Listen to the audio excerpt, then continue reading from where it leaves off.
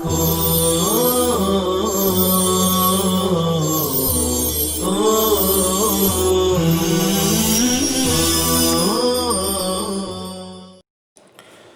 اللہ الرحمن الرحیم الحمد للہ کفا وسلام علی عبادہ الذین اصطفیٰ اما بعد وصلی اللہ علی النبی الکریم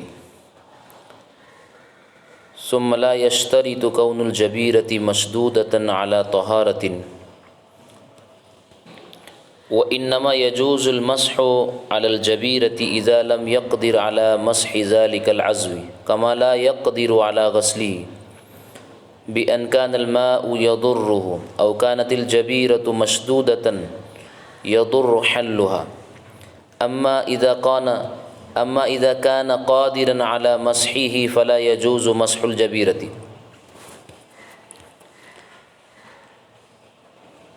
عزیز طلبہ اکرام، جیسا کہ ہم گزشتہ سبق میں یہ بات پڑھ چکے ہیں کہ مسح علی الخفین کے لیے بنیادی بات جو ضروری ہے کہ انہیں طہارت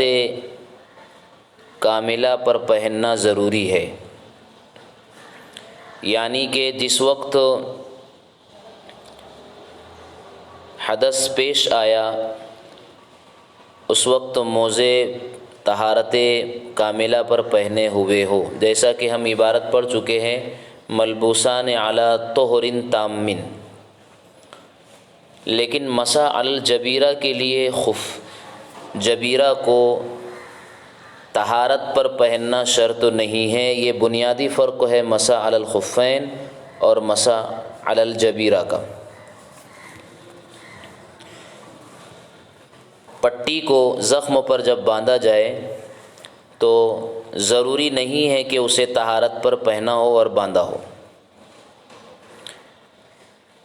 اس سلسلے میں پہلی بات ہم یہ کہیں گے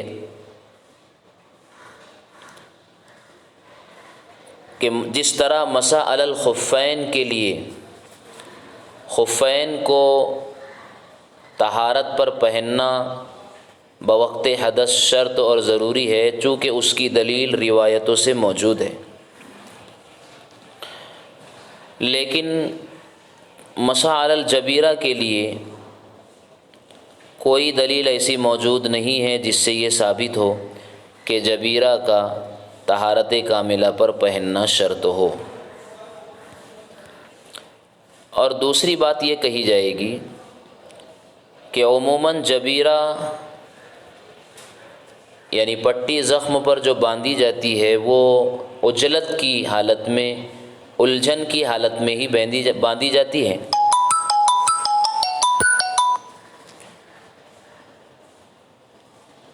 اب اگر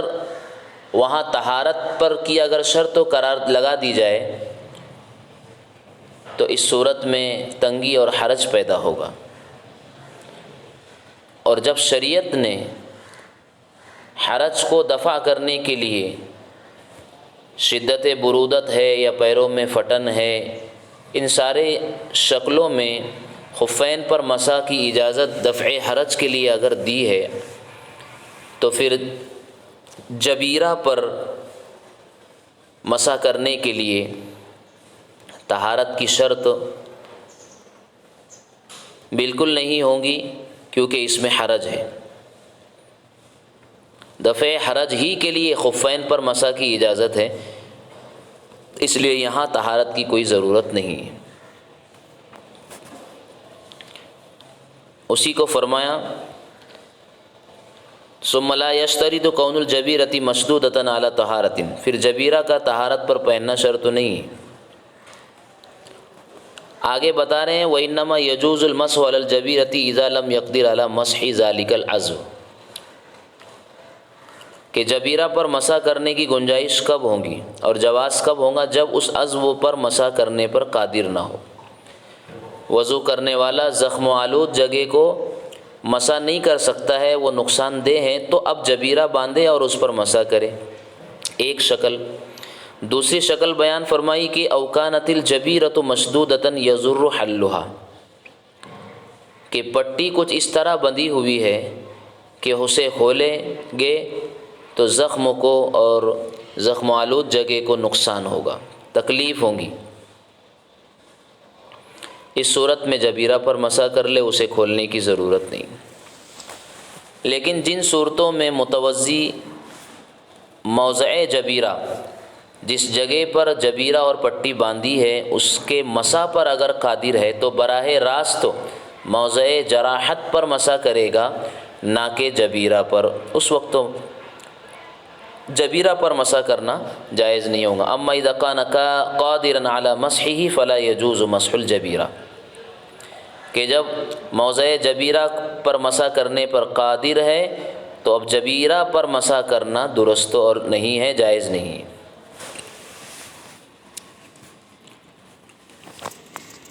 حاصل یہ کہ شریعت نے جو رخصت دی ہے اسے بوقت ضرورت استعمال کیا جائے،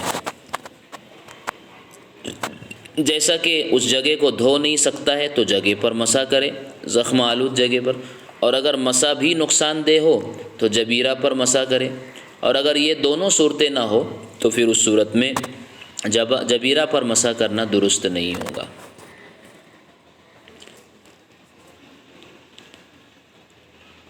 وَإِذَا كَانَ فِي أَعْضَائِهِ شُقَاقٌ فَإِنْ عَجَزَ عَنْ غَسْلِهِ يَلْزَمُهُ إِمْرَارُ الْمَاءِ عَلَيْهِ فَإِنْ عَجَزَ عَنْهُ يَلْزَمُهُ الْمَسْحُ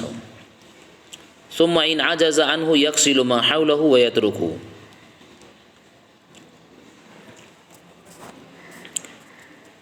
اور جب اس کے اعضاء میں شقاق ہو، پھٹنے ہو، یہ شقاق کا جو لفظ ہے بضم الشین، بعضوں کی عبارت میں شقوق کا لفظ مستعمل ہے، یہ جو شقن کی جمع ہے۔ بہرحال یہ ایک ایسا وصف ہے جو کہ سردی کی وجہ سے جلد کو اور چمڑی کو لاحق ہوتا ہے، یعنی جس سے جلد پھٹ جاتی ہے اور اس کا دھونا نقصان دہ ہوتا ہے۔ اور شقاق ایک مستقل مرض ہے جو کہ پیروں کو لاحق ہوتا ہے، یعنی اس کے لیے گویا کسی موسم کی ضرورت نہیں، شقاق کے لیے پیروں کا ایک مرض ہے جس میں پیر چیر جاتے ہیں، پھٹ جاتے ہیں اور اس میں دراڑ اور پھٹن پیدا ہو جاتی ہے۔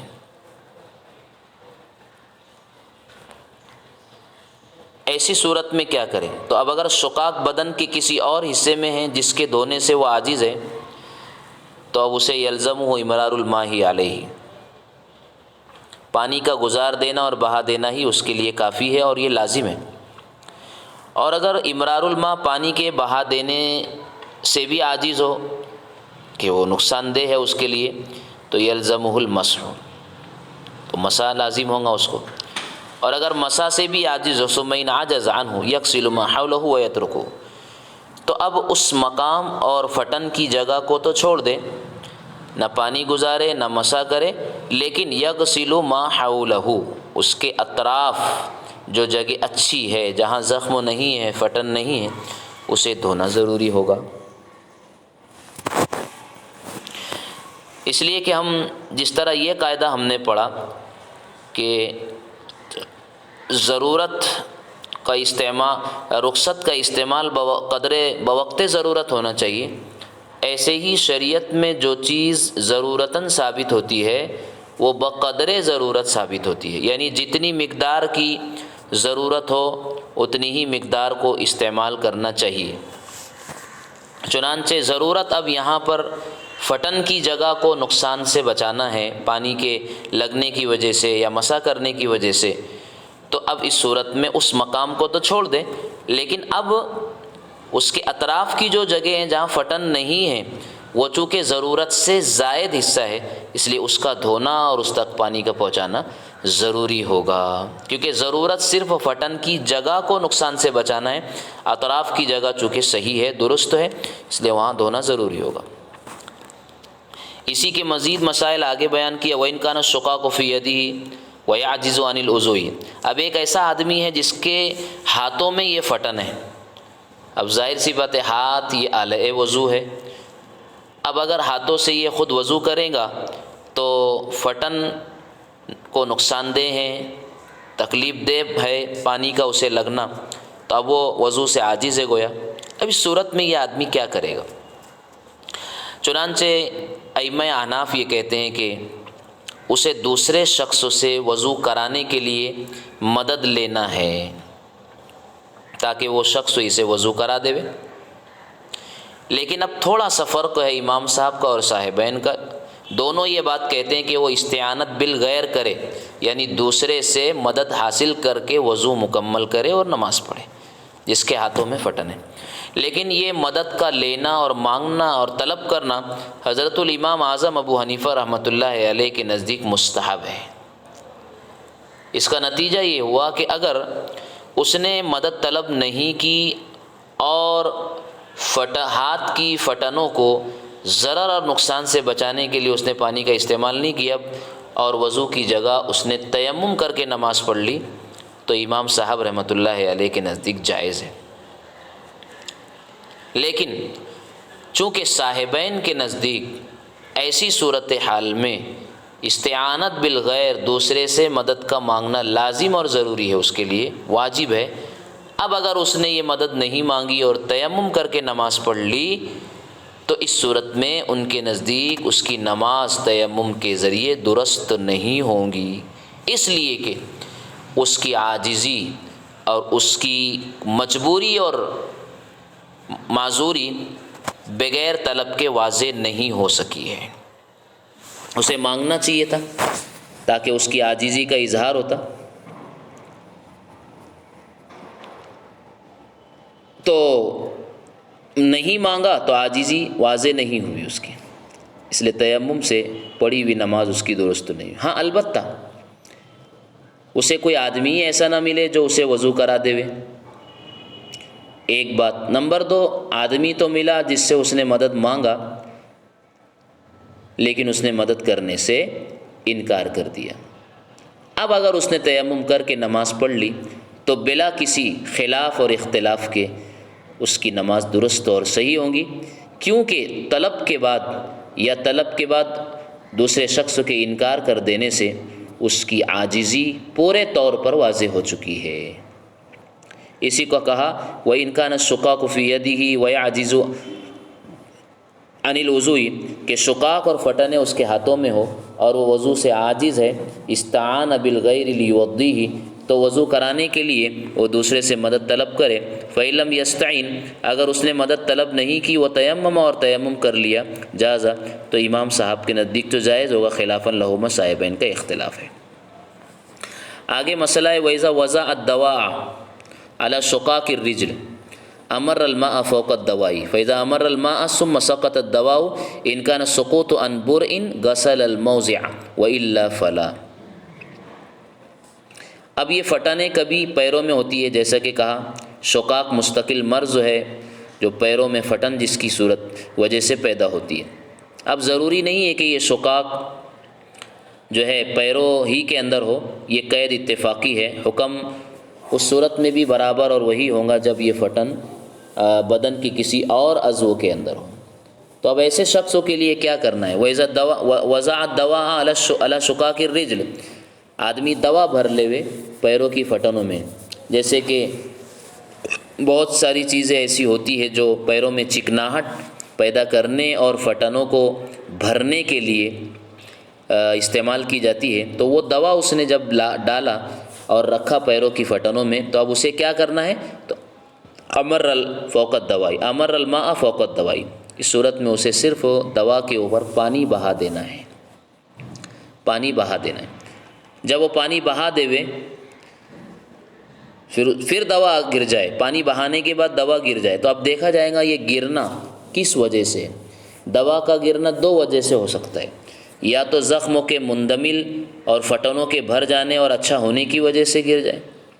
اگر ایسا ہے کہ دوا پیروں کی پھٹن کے اچھا ہونے کی وجہ سے اگر گری ہے تو حکم آگے ہے غسل الموضع، تو اب دوا جس جگہ پر رکھا تھا اس کا دھونا لازم ہوگا، اسے دھوئے گا وہ، اب پانی کا گزار دینا کافی نہیں ہے۔ اور اگر یہ گرنا دوا کا پانی کے بہانے سے، پانی کے پریشر کی وجہ سے ہے تو اس صورت میں اسے اس جگہ کا دھونا لازم اور ضروری نہیں ہے، کیونکہ ابھی عذر باقی ہے، عذر ابھی باقی ہے تو دھونے کی ضرورت نہیں ہے، امرار الماء کا حکم اس کے لیے کافی ہوگا۔ اور جب زخم اچھا ہونے کی وجہ سے دوا گر جائے تو اب گویا حرج جاتا رہا اور جو ضرورت تھی وہ ختم ہو گئی، اس لیے اب اس جگہ کا دھونا لازم اور ضروری ہوگا۔ آگے فرمایا وَإِذَا فَصَدَ وَوَضَعَ خِرْقَةً وَشَدَّ الْعِصَابَةَ فَعِنْدَ بَعْضِ الْمَشَائِخِ لا يجوز المسح عليها بل على الخرقة وعند البعض إن أمكنه شد العصابة بلا إعانة أحد لا يجوز عليها المسح۔ کہا کہ جب فسد لگائے کوئی اور فسد اور پچنے کی جگہ وضع خرقةً کوئی کپڑے کا ٹکڑا رکھ لے اور اس کے اوپر شد العصابة پٹی باندھ لے، تو اب اس پٹی اور عصابہ پر مسح جائز ہے یا نہیں جائز ہے، اس سلسلے میں مشائخین کا اختلاف ہے، جس کو شارح وقایہ بیان فرما رہے ہیں۔ پہلے تو ہم یہ جانیں کہ فسد کسے کہتے ہیں۔ فسد کہتے ہیں ہاتھ یا پاؤں میں یا بدن کے کسی اور جگہ پر چاقو یا کسی اور دھاردار چیز سے زخم کر کے فاسد مادہ نکالا جائے، اس کو عربی میں فسد کہتے ہیں، اردو میں اس کو پچنا لگوانا اور سینگی لگوانا کہتے ہیں۔ آج کے ہمارے اس زمانے میں جو ہے پھر سے یہ سلسلہ شروع ہوا ہے حجامہ کرانا جس کو کہتے ہیں، چونکہ فسد کرنا اور حجامہ کروانا رسول اللہ صلی اللہ علیہ وسلم کے علاج کے طریقوں میں سے ایک طریقہ ہے، گویا آپ کی یہ سنت بھی رہی ہے، آپ نے اس عمل کو کیا ہے، احتجم رسول اللہ صلی اللہ علیہ وسلم۔ بس فرق اتنا ہے کہ ہمارے زمانے میں حجامہ اور پچنا لگانے کا طریقہ کار جو ہے بدل گیا ہے، اور اس زمانے میں طریقہ کچھ دوسرا تھا۔ آج کپ وغیرہ کے ذریعے پچنا اور حجامہ کروایا جاتا ہے، فاسد مادہ خون وغیرہ کا نکالا جاتا ہے۔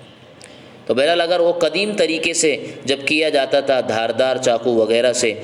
زخمی کر کے جگہ کو فاسد مادہ کھینچا جاتا تھا، تو اس صورت میں اس زخم آلود جگہ پر خرقہ اور پٹی رکھی جاتی۔ خرقہ کہتے ہیں کپڑے کا ٹکڑا، اس کو ہم اردو میں دھجی بھی کہتے ہیں۔ پھر اس پٹی پر اس خرقہ پر ایک پٹی باندھی جاتی ہے، اس کو عصابہ سے تعبیر کیا جاتا ہے۔ تو اب عصابہ پر مسح جائز ہے یا نہیں ہے، اس سلسلے میں بعض مشائخین کہتے ہیں کہ عصابہ پر مسح جائز نہیں ہے بلکہ خرقہ پر مسح کرنا جائز ہے، جو کہ براہ راست تو زخم شدہ حصے پر رکھی ہوئی ہے کپڑے کا وہ ٹکڑا، اس پر مسح کرے گا، عصابہ پر نہیں، اس لیے کہ ان حضرات کا کہنا یہ ہے کہ خرقہ یہ زخموں کی طرف سے یعنی غسلوں کی طرف سے کافی ہے، تو خرقہ قائم مقام اور بدل ہے غسلوں کا، اس پر مسح ہوگا۔ عصابہ یہ خرقہ کا قائم مقام، یا عصابہ جو ہے زخم آلود جگہ کا کہ غسلوں کا کے سلسلے میں قائم مقام نہیں ہے۔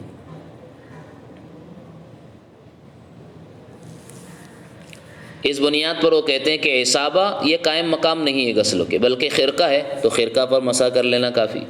اور بعض حضرات یہ کہتے ہیں کہ بھائی فعند بعض المشائخ لا يجوز المسح علیہ بل علی الخرقہ وعند البعض ان امکنہ شد العصابۃ بلا اعانۃ احد۔ دوسرے بعض حضرات عصابہ پر مسح کے جواز کو جائز کے قائل تو ہے، لیکن ایک شرط یہ لگاتے ہیں کہ اگر عصابہ کو باندھنا کسی دوسرے کی مدد کے بغیر اس شخص کے لیے ممکن ہو، کہ عصابہ اور پٹی جو اوپر والی ہے باندھ سکتا ہے، تو اب عصابہ پر مسح جائز نہیں ہے، کیونکہ جب وہ خود اسے کھول سکتا ہے اور خود باندھ لے گا تو گویا حرج نہیں ہے اس کے لیے کھولنے میں اور باندھنے میں، تو اب اسے کھولے اور اندر جو خرقہ ہے زخم پر رکھا ہوا کپڑے کا ٹکڑا اس پر مسح کرے۔ اور اگر یہ بات اس کے لیے ممکن نہیں ہے تو اب اس کو عصابہ پر مسح جائز ہوگا، اس لیے کہ اب حرج ہے، تنگی ہے۔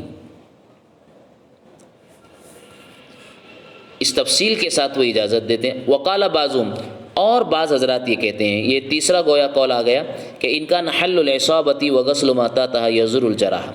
اگر پٹی کا کھولنا اور اس کے اندر والے حصے کا دھونا جراحت اور زخم والے حصے کو نقصان دیتا ہے جاز المسح علیہ، تو پٹی ہی پر مسح کر لینا درست ہے، جیسا کہ یہ بات بتائی گئی کہ یہاں ضرورت ہے، حرج ہے، وَإِلَّا فَلَا۔ اور اگر ایسی بات نہیں ہے کہ پٹی کا کھولنا نقصان نہیں دیتا ہے، کھول سکتا ہے اور اندر والے حصے کو دھو سکتا ہے، تو اب اس کو جو ہے پٹی اور اصابہ پر مسح درست نہیں ہوگا۔ وَكَذَا الْحُكْمُ فِي كُلِّ خِرْقَةٍ، یہی حکم ہر خرقہ کے سلسلے میں، صرف اس خرقہ کے بارے میں نہیں ہے جو فصد اور حجامہ کی جگہ پر رکھی جائے، بلکہ ہر وہ پٹی جو کسی بھی زخم پر رکھی جائے، اگر اسے کھول کر اس پر مسح کرنا اگر ممکن ہے اور زخم کو نقصان نہیں ہوتا ہے، تو اس صورت میں اصابہ پر مسح درست نہیں ہوگا، بلکہ اس جگہ پر ہی مسح لازم اور ضروری ہوگا۔ یہ ہر خرقہ کا حکم ہے۔ اسی کو کہا وَكَذَا الْحُكْمُ فِي كُلِّ خِرْقَةٍ جَاوَزَتْ مَوْضِعَ الْقَرْحَةِ، یہ حکم ہر اس خرقہ اور کپڑے کے ٹکڑے کے سلسلے میں ہے جو موضع قرحہ یعنی زخم کی جگہ سے متجاوز ہو۔ وَإِنْ كَانَ حَلُّ الْإِصَابَةِ لَا يَضُرُّهُ، اور اگر اصابہ کا کھولنا اسے نقصان نہیں دیتا ہے، لیکن نزعها عن موضع الجراحة يضرها، لیکن اصابہ کا اس کے موضع جراحت زخم آلود جگہ سے ہٹانا اور کھینچنا یعنی نکالنا نقصان دیتا ہے زخم کو، تو يحلها، اسے کھولیں گا، ويغسل ما تحتها الى موضع الجراحة، اور موضع جراحت یعنی جہاں تک زخم ہے وہاں تک والے حصے کو دھو لے گا، ثم يشدها، پھر اسے باندھ لے گا، ويمسح موضع الجراحة، اور جو موضع جراحت ہے خاص زخم کی جو جگہ ہے اس پر مسح کر لے گا، اس لیے کہ عاجزی اس کی واضح ہے۔ حاصل بات کا صرف اتنا ہی ہے کہ اس باب میں گویا ضرر اور نقصان کا اعتبار کیا گیا ہے کہ اگر اصابہ کھولنے اور زخم پر مسح کرنے سے زخم کو ضرر نہ ہوتا ہو تو اصابہ پر مسح جائز نہیں ہے، ورنہ تو جائز رہے گا، اور اگر اصابہ زخموں کے ساتھ اتنا جڑ گیا اور لگ گیا کہ اس سے اتارنا دشوار ہو جائے تو اس پر مسح کرنا جائز ہے، چاہے صحت ہونے کے بعد ہی ایسا کرے۔ البتہ اس صورت میں ساتھ لگے ہوئے حصے پر تو مسح کرے اور اطراف سے ممکن حد تک دھو لے، اس لیے کہ جو زخموں سے لگا ہوا حصہ ہے جہاں زخم نہیں ہے اسے پانی نقصان دہ نہیں ہے، جب تو بقدر ضرورت اس رخصت کا استعمال کیا جائے، اور زائد حصے کو جو موضع قرحہ سے زائد حصہ جو ہے اسے کھول کر اس کے نیچے والے حصے کو دھونا لازم اور ضروری ہوگا۔ اللہ تعالیٰ ان مسائل کو سمجھ کر اس پر عمل کی توفیق عطا فرمائے۔ وآخر دعوانا ان الحمد للہ رب العالمین۔